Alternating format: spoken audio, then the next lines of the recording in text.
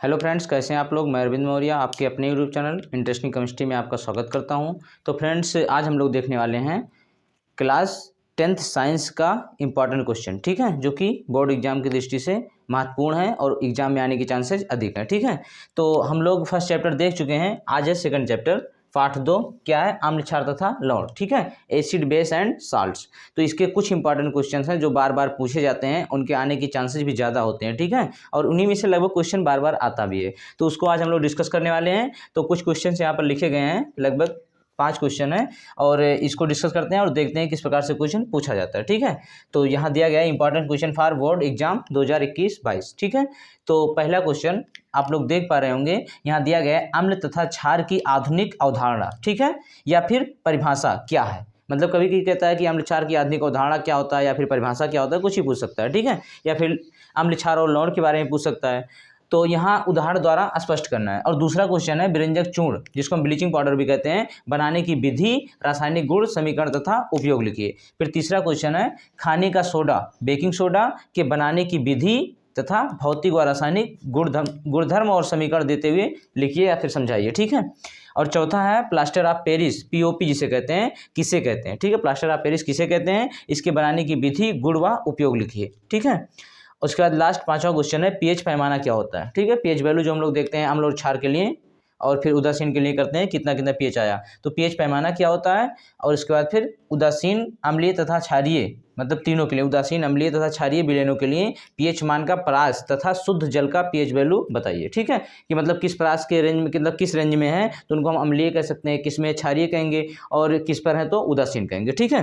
तो एक एक करके हम लोग डिस्कस करते हैं। सबसे पहले हम लोग देखते हैं फर्स्ट क्वेश्चन, अम्ल तथा क्षार की आधुनिक परिभाषा, ठीक है, या अवधारणा कह सकते हैं।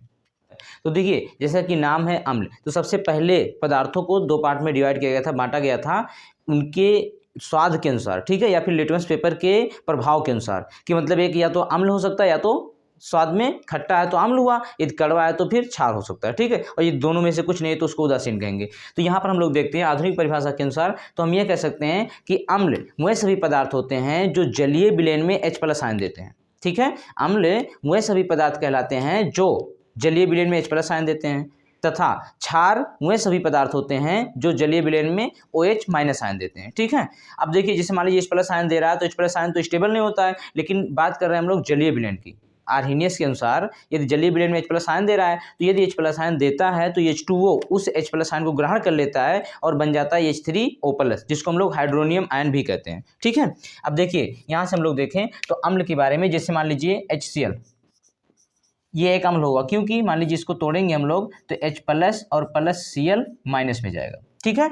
अब यहाँ से H+ जलीय विलयन की बात हो रही है, यदि जलीय विलयन में H+ आएगा तो H+ से फिर जल, H+ आया है, इससे H2O, यहाँ पर एक लोन पेयर, मतलब 2 लोन पेयर होता है, लेकिन लोन पेयर दे के H+ को जोड़ लेता है और यहाँ से बन जाता है H3O+, ठीक है, जिसको हम लोग हाइड्रोनियम आयन कहते हैं।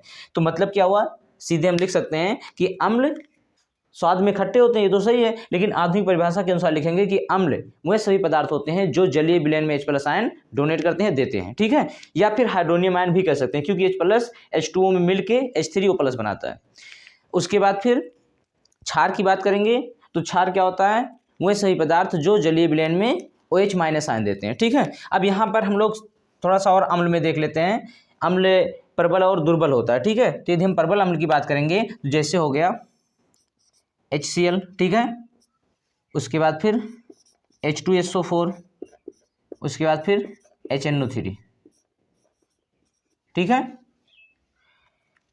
HCl hydrogen chloride, H2SO4 sulphuric acid, HNO3 nitric acid, ठीक है। तो वह सभी अम्ल, मतलब अम्ल तो पता है H+ आयन डोनेट करेंगे, देंगे तो अम्ल कहलाएंगे, वह सभी अम्ल जो जलीय विलयन में पूर्ण रूप से वियोजित हो जाते हैं, जितना भी इनके अंदर प्लस है, मतलब H+ है, वो डोनेट कर देते हैं, उसको हम लोग प्रबल कह रहे हैं। और यदि मान लीजिए दुर्बल अम्ल की बात करते हैं तो ये जलीय विलयन में पूर्ण रूप से वियोजित नहीं होते हैं, आयनित नहीं होते। जैसे एग्जाम्पल में ले सकते हैं HCN या फिर H2CO3, ठीक है, ये हो जाएगा दुर्बल अम्ल। तो ये हो गया प्रबल अम्ल HCl H2SO4 HNO3, और दुर्बल में हो जाएगा HCN H2CO3, ठीक है, दुर्बल अम्ल हो जाएगा। अब उसके बाद हम लोग बात करते हैं क्षार की, ठीक है। तो क्षार वे सभी पदार्थ होते हैं जो जलीय विलयन में OH माइनस आयन देते हैं। जैसे एग्जाम्पल मिलेंगे तो हो जाएगा NaOH, ठीक है। अब यदि NaOH है तो यदि जलीय विलयन में जाएगा तो Na प्लस और प्लस OH माइनस में टूट जाएगा, ठीक है। अब यहाँ से देखिए OH माइनस निकल रहा है, यहाँ HCl था तो H प्लस निकल रहा था, तो जो H प्लस आयन दे रहा है उसको हम लोग क्या कहते हैं, अम्लीय या फिर एसिड, ठीक है, अम्ल कह रहे हैं। और NaOH OH माइनस आयन दे रहा है, इसको क्या कह रहे हैं, क्षार, ठीक है।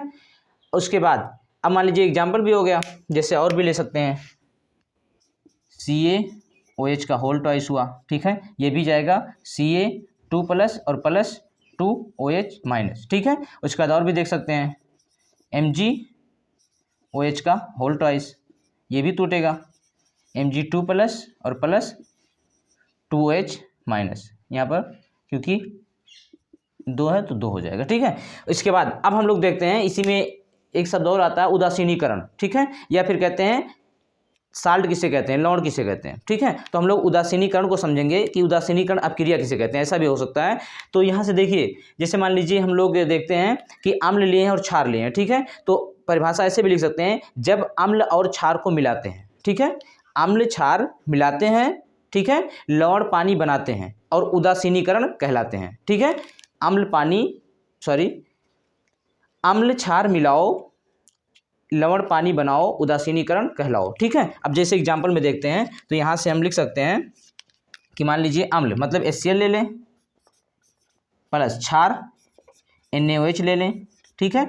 अब यहाँ से अम्ल है, एसिड है, ठीक है, और ये क्या है, बेस है, ठीक है। अब एसिड बेस ले रहे हैं तो यहाँ उदासीनीकरण, न्यूट्रलाइजेशन कह सकते हैं, उदासीनीकरण अपक्रिया होगा और ये दोनों आपस में मिलेंगे तो उदासीन हो जाएंगे, NaCl, और यहाँ से H और यहाँ से OH दोनों मिलके क्या निकलेंगे, पानी बन के H2O, ठीक है। तो उदासीनीकरण हो गया। अब यहाँ से H2O निकल गया, ठीक है, जल निकलता है, तो यहाँ से HCl NaOH मिलके उदासीनीकरण अपक्रिया हो रहा है और यहाँ से HCl ये न्यूट्रल उदासीन हो जाता है, ठीक है, ना तो अम्लीय रह जाता है और ना ही क्षारीय।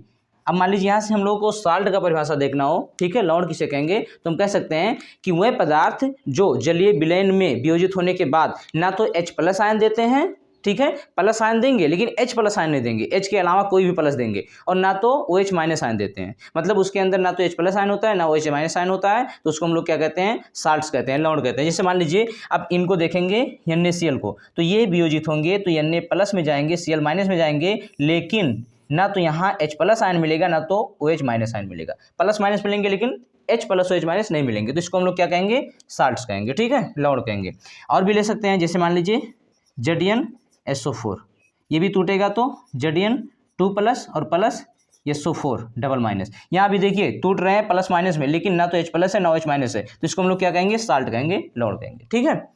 और तो अम्ल क्षार को हम लोग लिटमस पेपर से भी देखते हैं। यदि लिटमस पेपर जिसे इसको सूचक भी कहते हैं, तो यदि मान लीजिए किसी पदार्थ का हमें अनुमापन करना है, ठीक है, कि मतलब वो कहाँ तक पहुंचा, उदासीन हो गया है, अम्लीय है या क्षारीय है, तो उसके लिए हम लोग सूचक इंडिकेटर का यूज करते हैं। जैसे मान लीजिए हम लोग लिटमस पेपर ले रहे हैं, तो लिटमस पेपर से क्या करते हैं, यदि डालेंगे विलयन में और वो विलयन मतलब लिटमस पेपर उस विलयन में डालने से लिटमस पेपर लाल हो जाता है तो क्या होगा, वो अम्लीय होगा, ठीक है। यदि वो नीला हो जाता है तो क्या होगा, क्षारीय होगा, ठीक है। या फिर लाल पत्ता गोभी का पत्ता भी लेते हैं, तो वो भी यदि अम्ल में डाल रहे हैं तो लाल रहेगा, और यदि मान लीजिए हम लोग क्षार में डाल रहे हैं तो हरा हो जाता है, ठीक है। तो उसको हम लोग इंडिकेटर सूचक के रूप में यूज करते हैं। फिर अगला क्वेश्चन हम लोग देखते हैं, विरंजक चूर्ण ब्लीचिंग पाउडर बनाने की विधि, रासायनिक गुण समीकरण तथा उपयोग। ओके,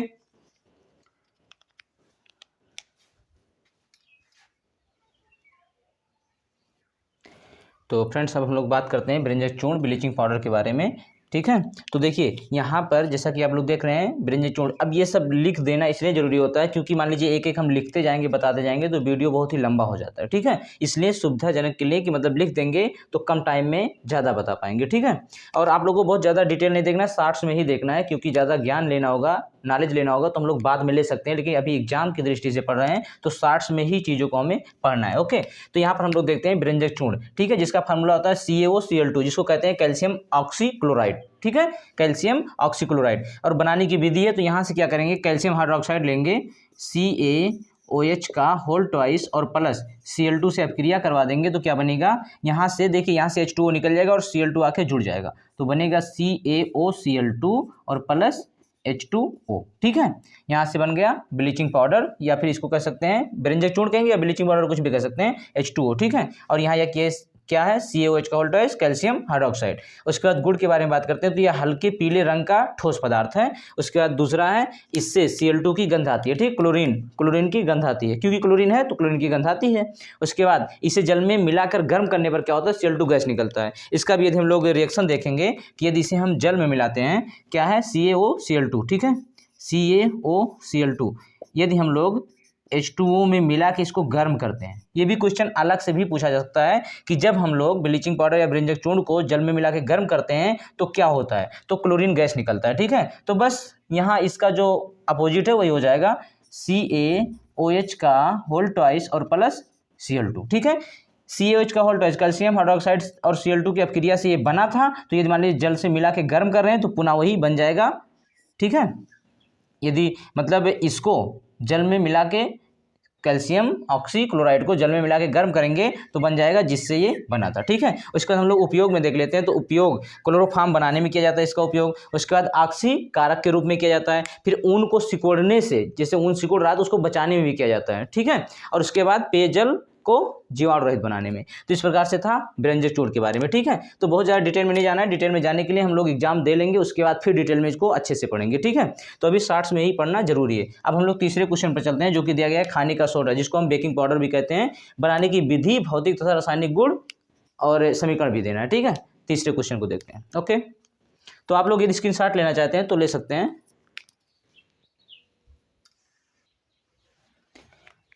तो फ्रेंड्स अब हम लोग देखते हैं कि खाने का सोडा या इसी को हम लोग क्या कहते हैं, बेकिंग पाउडर भी कहते हैं। ठीक है, तो इसको बनाने की विधि, तो सबसे पहले बनाने की विधि में हम लोग क्या करते हैं, यदि खाने का सोडा या बेकिंग पाउडर बनाना है तो सबसे पहले हम लोग लेते हैं सोडियम हाइड्रोक्साइड कंसनट्रेट, मतलब सांद्र सोडियम हाइड्रोक्साइड लेके उसमें यदि हम लोग CO2 कार्बन डाइऑक्साइड प्रवाहित करते हैं तो उससे जो प्राप्त होता है उसे हम लोग क्या कहते हैं, खाने का सोडा, या फिर इसका जो रासायनिक नाम होता है वो होता है सोडियम बाइकार्बोनेट। ठीक है, तो पहले नाम लिख देते हैं खाने का सोडा HCO3 सोडियम बाइकार्बोनेट। ठीक है, सोडियम बाइकार्बोनेट।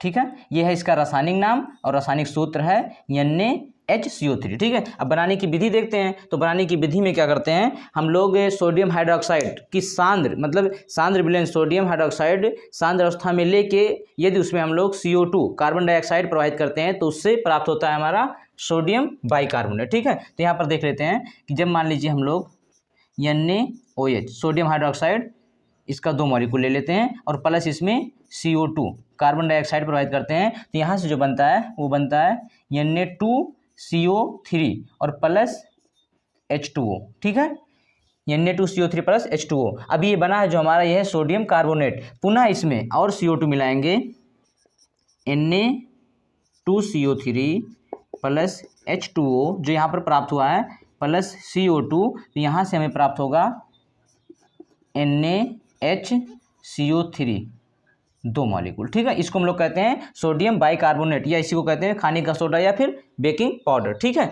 अब हम लोग देखते हैं इसका उपयोग क्या होता है। तो देखिए उपयोग में मतलब सबसे पहले इसके गुण को हम लोग देख लेते हैं। ठीक है, उसके बाद उपयोग देखते हैं। तो इसके गुण में पहला है यह एक सफ़ेद क्रिस्टलीय पदार्थ है। ठीक है, जो कि जल में अल्पविलेय होता है, जल में यह अल्पविलेय होता है। उसके बाद इसका जलीय विलयन जो होता है वो अम्लीय होता है। ठीक है, जैसे मान लीजिए गुड़ में यहाँ भौतिक और रासायनिक दोनों गुण आ जाता है, तो इस प्रकार से ये हो गया भौतिक। और रासायनिक में देखेंगे तो यदि मान लीजिए हम लोग इसको गर्म करते हैं तो क्या होता है, ये मान लीजिए गर्म कर रहे हैं, ठीक है ना, NaHCO3 को, तो ये पुनः Na2CO3 H2O और CO2 में टूट जाता है। जैसे मान लीजिए हम लोग यहाँ ले लें 2NaHCO3 और इसको हम लोग गर्म कर दें तो गर्म करने से क्या होगा, ये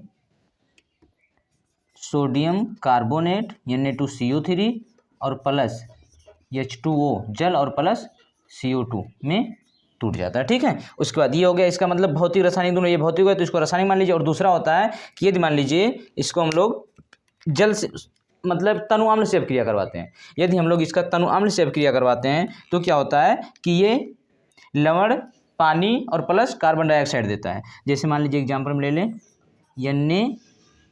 NaHCO3 सोडियम बाइकार्बोनेट, और अब क्रिया किससे करवा रहे हैं हम लोग,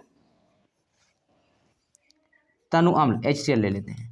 तो यहाँ से क्या होता है, यहाँ से एक H है, एक H यहाँ से है, H2 और एक ऑक्सीजन लेके यहाँ से H2O निकलेगा, और ये Na ये Cl के साथ मिल जाएगा और बनाएगा NaCl, जिसको हम लोग साल्ट या लौंड भी कहते हैं, और प्लस H2O, और प्लस क्या बचा, यहाँ से एक ऑक्सीजन निकल गया तो CO2 प्लस CO2। ठीक है, तो ये हो गया रासायनिक अपक्रिया। ठीक है, तो मतलब रासायनिक और भौतिक दोनों गुण हो गए। अब इसके उपयोग को देख लेते हैं हम। ठीक है, तो देखिए फ्रेंड्स, उपयोग में हम लोग देखते हैं, तो उपयोग में जो इसका मतलब सोडियम बाइकार्बोनेट का उपयोग करते हैं वो बेकिंग पाउडर के निर्माण में बनाने में करते हैं, चर्म रोगों के निदान में भी किया जाता है, और उसके बाद यहाँ है पेट की अम्लता को कम करने में। ठीक है, या फिर कह सकते हैं एंटी एसिड के रूप में। ठीक है, उसके बाद प्रयोगशाला में अपकर्मक के रूप में। और एक चीज़ और होता है कि यहाँ पर जो हुआ ये खाने का सोडा था, ठीक है, सोडियम बाइकार्बोनेट, और उसके बाद इसको हम लोग एक नाम से और जानते हैं, मान लीजिए सोडियम और बीच में क्या हाइड्रोजन कार्बोनेट, तो सोडियम हाइड्रोजन कार्बोनेट भी कह सकते हैं। ठीक है, और उसके बाद यहाँ होता है कि मान लीजिए हम लोग बेकिंग सोडा के बाद ले रहे हैं धावन सोडा, तो धावन सोडा का फार्मूला क्या होता है उसको भी जान लेते हैं, क्योंकि कभी कभी पूछ लेता है कि धावन सोडा का फार्मूला क्या होता है, सूत्र क्या होता है। ठीक है, रासायनिक सूत्र और नाम, तो धावन सोडा। ठीक है, तो धावन सोडा में जो होता है वो होता है सोडियम कार्बोनेट Na2CO3 और .10H2O। ठीक है, 10H2O। ठीक है, मतलब 10 जल के मॉलिक्यूल रहेंगे और Na2CO3 सोडियम कार्बोनेट, और इसको डेका हाइड्रेट भी कहते हैं। सोडियम कार्बोनेट, डेका मतलब 10, हाइड्रेट मतलब जल के अणु। ठीक है, तो इस प्रकार से होता है। उसके बाद फिर अब हम लोग अगला क्वेश्चन देखते हैं, प्लास्टर ऑफ पेरिस POP किसे कहते हैं, इसके बनाने की विधि, गुण व उपयोग को। ओके, तो फ्रेंड्स हम लोग देखते हैं प्लास्टर ऑफ पेरिस। ठीक है, जिसको हम लोग शॉर्ट में POP भी कहते हैं। अब POP जो फार्मूला होता है इसका होता है कैल्शियम सल्फेट। ठीक है, अब CaSO4, ठीक है, डॉट ऑफ पेरिस है तो हाफ H2O होगा। एक चीज़ और यहाँ पर देख लेते हैं, कभी कभी पूछ लेता है प्लास्टर ऑफ पेरिस और जिप्सम होता है एक। ठीक है, जिप्सम, तो इन दोनों का फार्मूला पूछ लेता है। प्लास्टर ऑफ पेरिस का होता है CaSO4 हाफ H2O, और जिप्सम का जो होता है वो होता है CaSO4 calcium sulphate dot 2H2O। ठीक है, यही अंतर होता है। तो मान लीजिए यहाँ पर देख रहे हैं हम लोग, तो अब देखते हैं बनाने की विधि। ठीक है, तो विधि में हम लोग देखेंगे विधि, तो यहाँ पर क्या करते हैं 120 से 30 डिग्री सेंटीग्रेड, 120 से 130 डिग्री सेंटीग्रेड यदि हम लोग जिप्सम को गर्म कर देते हैं तो यहाँ से कुछ H2O के मॉलिक्यूल निकल जाते हैं, जो बचता है वही होता है हमारा POP प्लास्टर ऑफ पेरिस। तो यहाँ पर देख लेते हैं रिएक्शन।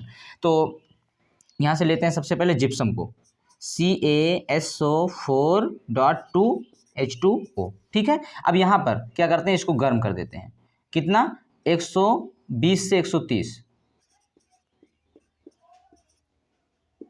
ठीक है, तो इतना गर्म करने पर क्या होता है, यहाँ से CaSO4 डॉट हाफ H2O और प्लस, यहाँ पर ऐसा करते हैं 2 मॉलिक्यूल ले लेते हैं। ठीक है, ये 2 मॉलिक्यूल ले रहे हैं तो यहाँ पर बनेगा 2 मॉलिक्यूल, और 2 मॉलिक्यूल बनेगा तो यहाँ पर ऐसे कर देते हैं कि दोनों को मिला के एक H2O हो जाएगा। ठीक है, क्योंकि एक मॉलिक्यूल में हाफ H2O रहता है, तो 2 मॉलिक्यूल हो गया, अब एक H2O, और निकला कितना यहाँ से, अब 2 मॉलिक्यूल हो गया तो 4 मॉलिक्यूल हुआ H2O का, 4 अणु हुआ तो 3 निकल जाता है। ठीक है, H2O, इसको कहते हैं हम लोग POP प्लास्टर ऑफ पेरिस। ठीक है, और इसको कहते हैं जिप्सम। मतलब जिप्सम को 120 से 30 डिग्री सेंटीग्रेड तक गर्म किया जाता है। ठीक है, तो यहाँ से जो बनता है वही POP होता है। अब इसके हम लोग उपयोग को, सबसे पहले गुण को देख लेते हैं, उसके बाद उपयोग को। ओके,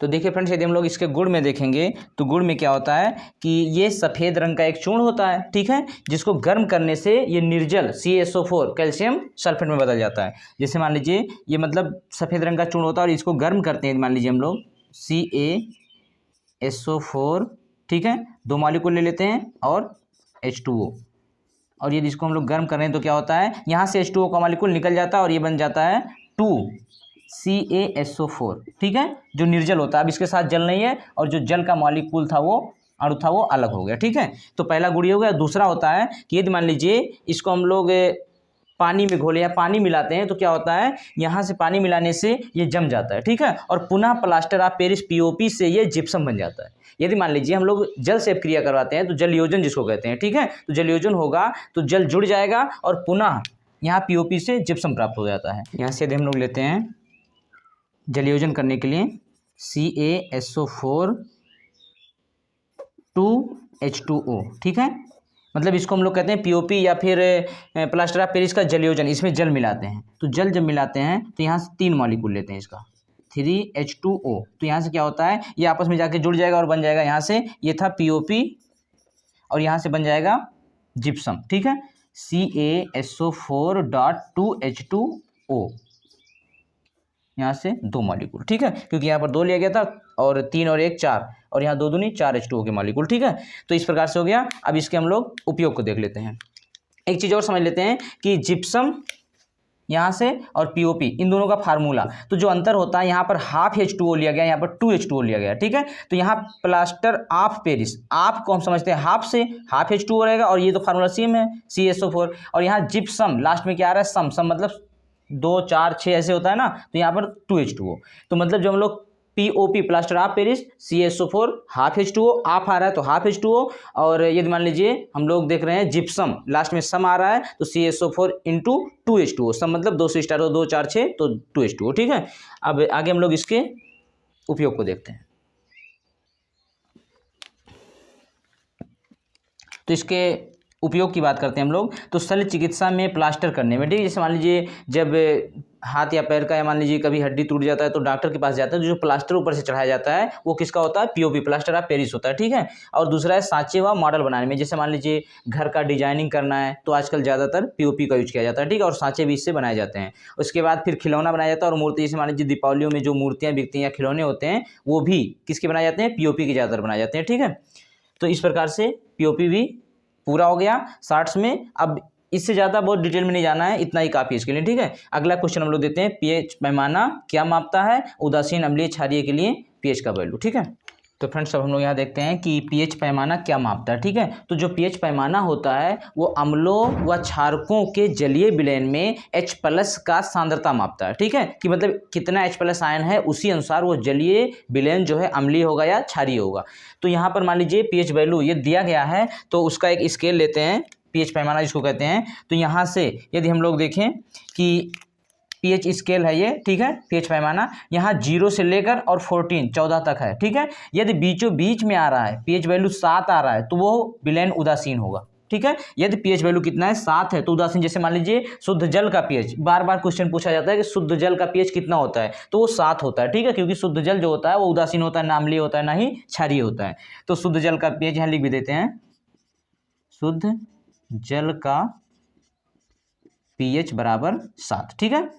अब देखिए उसके बाद 7 से जैसे कम हुआ तो वो अम्लीय शक्ति का बढ़ता हुआ क्रम, जैसे 6 हुआ, 5 हुआ, 4 हुआ, 3 हुआ, तो इधर जैसे जैसे आएंगे अम्लीय शक्ति मतलब विलयन अधिक अम्लीय होता जाएगा। यदि पीएच का मान 7 से कम है, यदि 7 से अधिक है तो क्षारीय शक्ति का बढ़ता हुआ क्रम, जैसे से इधर जा रहे हैं तो क्षारीय गुण बढ़ेगा, ठीक है। यही बताता है हमारा पीएच पैमाना। अब मान लीजिए निकालेंगे कैसे पीएच को, तो हम लोग पीएच को निकालने के लिए एक फार्मूला होता है, पीएच इक्वल होता है माइनस लॉग ऑफ H+, मतलब H+ का कंसंट्रेशन यदि सांद्रता हमको पता है तो हम लोग पीएच वैल्यू निकाल सकते हैं, या इसी को ऐसे भी लिख सकते हैं log ऑफ 1/H+, मतलब फिर यहाँ माइनस नहीं रहेगा, ठीक है। तो एक एग्जांपल लेके इसको हम लोग समझ लेते हैं, ओके। जैसे एग्जांपल में हम लोग लेते हैं, मान लीजिए कोई विलयन दिया गया है जिसमें पीएच का सांद्रता, जैसे मान लेते हैं किसी विलयन में पीएच H+ का सांद्रता, ठीक है, पीएच तो निकालना है हमको, H+ का जो सांद्रता है वो 10⁻⁹ यम दिया गया है, ठीक है। तो अब इसके लिए हम लोग को निकालना है पीएच वैल्यू कितना होगा, और ये भी बताना है, मान लीजिए किसी विलयन में दिया गया है H+ का सांद्रता 10⁻⁹ है, तो इसके लिए बताना है वो विलयन अम्लीय होगा या क्षारीय होगा। तो इस फार्मूले से हम लोग निकाल सकते हैं, ठीक है, चाहे इसमें रखेंगे वैल्यू या फिर इसमें रखेंगे, तो हम लोग इसी में डायरेक्ट रखते हैं, दोनों सेम है। तो यहाँ पर हम लोग कर सकते हैं माइनस लॉग ऑफ H+ कितना है 10⁻⁹, ठीक है। अब ये लॉग यहाँ पर 10 बेस होता है तो -9 को आगे लाएंगे तो माइनस यहाँ 1 है और -9 उसके बाद लॉग 10⁻10 इसका वैल्यू 1 होता है। यदि बेस और घात बराबर है दोनों तो वैल्यू 1 हो जाता है, तो यहाँ हो जाएगा माइनस माइनस प्लस, तो यहाँ हो गया 9, पीएच वैल्यू कितना आ गया 9, ठीक है। यदि पीएच वैल्यू 9 आया तो यहाँ किसमें बिलोंग कर रहा है यहाँ पर, ठीक है। और ये कैसा होता है, क्षारीय, 7 से ज़्यादा हो रहा है तो क्षारीय, अतः ये विलीन कैसा होगा, क्षारीय, ठीक है, यदि पीएच वैल्यू इतना आ रहा है। और एक चीज़ और होता है, पीएच प्लस पीओएच इक्वल कितना होता है, 14। यदि मान लीजिए OH कंसंट्रेशन दिया है तो यहाँ पर हम लोग OH रख के OH निकालेंगे, उसके बाद पीएच प्लस पीओएच होता है 14। फिर यहाँ रख के वैल्यू निकालेंगे तो यदि पीओएच तो इसका जस्ट उल्टा हो जाएगा, ठीक है। यदि पीओएच का वैल्यू अधिक है तो एच का प्लस मतलब ये पीएच का मान कम हो जाएगा और वो अम्लीय होगा। ओके, तो फिर आगे हम लोग और कुछ पॉइंट्स देख लेते हैं। तो एक चीज़ और होता है फ्रेंड्स, मैंने जैसे मान लीजिए कि कोई फार्मूला कोई दिया है, मतलब कि वो एसिड है लेकिन उसमें एसिडिक हाइड्रोजन कितना है, अम्लीय हाइड्रोजन। तो जैसे मान लीजिए जितना भी जो स्ट्रांग एसिड होते हैं उसमें जितने हाइड्रोजन होते हैं वो सभी विस्थापित हो जाते हैं H+ के फॉर्म में, तो जितना भी होगा वो अम्लीय हाइड्रोजन होगा। जैसे मान लीजिए हम लोग एग्जांपल में देखते हैं, तो यदि हम लोग ले रहे हैं H2SO4, खासकर इसका पूछा गया था एक बार, H2SO4, ठीक है, सल्फ्यूरिक एसिड, तो इसमें 2 हाइड्रोजन है और दोनों H+ के फॉर्म में निकल जाता है। इसको यदि हम लोग देखेंगे तो 2H+ और प्लस SO4 डबल माइनस, तो इसमें कितना विस्थापन हाइड्रोजन हो रहा है, 2, तो इसमें अम्लीय हाइड्रोजन कितना होगा, 2, ठीक है। इसी प्रकार से मान लीजिए HNO3 है तो इसमें एक ही हाइड्रोजन है, तो यहाँ पर H+ और प्लस NO3 माइनस हो जाता है, ठीक है। जिसमें H+ रहेगा वो अम्लीय होगा। ओके, इस प्रकार से कोई साल्ट भी है उसमें एक H+ है, मतलब हाइड्रोजन है जो कि विस्थापित हो सकता है, तो उसको हम लोग कहेंगे साल्ट से लवण है लेकिन वो अम्लीय लवण होगा, ठीक है। या फिर मान लीजिए कोई मतलब साल्ट बन रहा है, न्यूट्रलाइजेशन हो रहा है, तो एक स्ट्रांग एसिड है और वीक बेस है, ठीक है ना, दोनों मिलेंगे तो जो एसिड बनेगा वो मतलब जो साल्ट बनेगा वो कैसा होगा, अम्लीय होगा, क्योंकि एसिड स्ट्रांग था और बेस वीक था, ठीक है। या फिर बेस स्ट्रांग है तो वो बेसिक साल्ट होगा। ओके, तो फ्रेंड्स ये था आज का इंपॉर्टेंट क्वेश्चन, जो कि मतलब लेसन था अम्ल क्षार तथा लवण, ठीक है। अब इसमें हम लोग जितना भी इंपॉर्टेंट क्वेश्चन देखा गया है इसी में से आने के चांसेस ज़्यादा होते हैं बोर्ड में, इसी से आएंगे और इससे बाहर कहीं से नहीं आएगा।